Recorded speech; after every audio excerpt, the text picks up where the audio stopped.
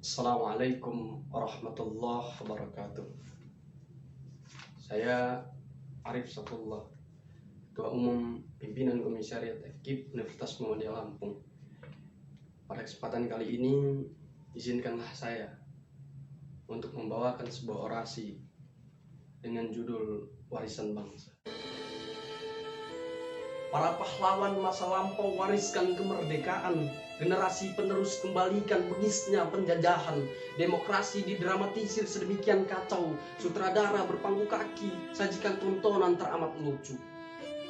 Anak bangsa di sniper amunisi propaganda para pengadu, dinafkahi makanan adiktif, budaya korup sebagai candu, bobrokan bernegara dipertontonkan sebagai wadah edukasi.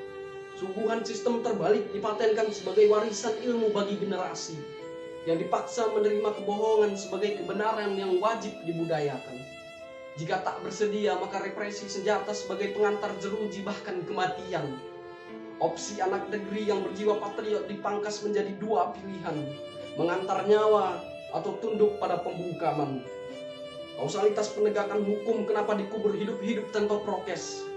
Kenapa fenomena viral hadir sebagai jembatan agar aduan rakyat diproses? Di mana implementasi berbagai slogan sebagai wujud integritas? Semena-mena bertindak buta di balik tameng negara terhadap pejuang kemaslahatan, lantas berdalih mengganggu ketertiban keamanan.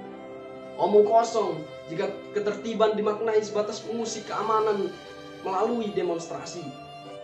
Parlemen jalanan hadir sebagai bentuk ketidakpuasan kinerja pemegang mandat yang wajib dibenahi. Jika keadilan ialah surga yang diburu, kenapa pengusik kepentingan rakyat disembah hormati? Kemana pendidikan terhadap penebar senyum kemunafikan penyengsara rakyat? Di mana prinsip kesetaraan hukum jika penegak terhadap penyandang pengaruh dibedakan dengan rakyat tak berpangkat? Kenapa wajah koruptor tertawa ria tanpa dikotori pukulan layaknya pencuri? Kenapa koruptor diistimewakan bahkan terkesan dilindungi? Kekayaan para pembesar naik silih berganti ketika kesulitan rakyat kecil tak serius dicermati. Berbagai varian corona digilir tanpa akhiran pasti. Vaksinasi berlapis dosis sebagai ikhtiar tanpa kontribusi. Pemerkosa bansos corona dipangkas vonis tanpa solusi. Sementara rakyat kecil, pelaku pidana receh diancam tahunan jeruji. Pedagang perempuan tanpa daya dikeroyok preman malah ditersangkakan. Bapak bejat pencabul anak kandung ditutup kasus setelah viral baru dilanjutkan. Oknum institusi pembanting parlemen jalanan suguhi maaf tanpa penindakan. Tagar media sosial bermuatan kesan dan protes sebagai mosi tidak percaya difobiakan. Moral sebagai seni berekspresi mengandung ketidakberdayaan dianggap mengganggu keamanan. Poster sambutan sekaligus meminta tolong dipermasalahkan. Lantas para pembesar pengganggu ketertiban dan kenyamanan bernegara tak dikenai penindakan. Kenapa yang bersalah dihindari hukuman, sedangkan yang membela harga diri malah dikejar hukuman? Sekelas bintang membela dikejar pembungkaman. Segala sistem seakan tiarap di bawah selangkangan korporasi. Lantas siapa lagi yang mampu mengayomi? Institusi mana lagi tepat berlindung dari kejahatan? Kepada siapa rakyat bersandar selaya letakkan kepercayaan?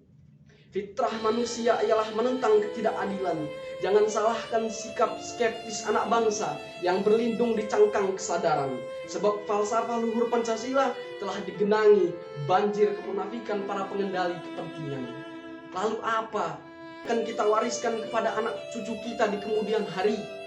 Jika kita sebagai calon leluhur masih berpegang teguh pada ego dominasi, kekuasaan yang bermuara pada saling menghancurkan.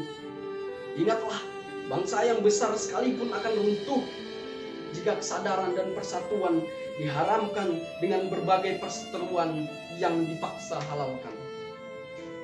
Terima kasih. Sekian orasi yang bisa saya sampaikan.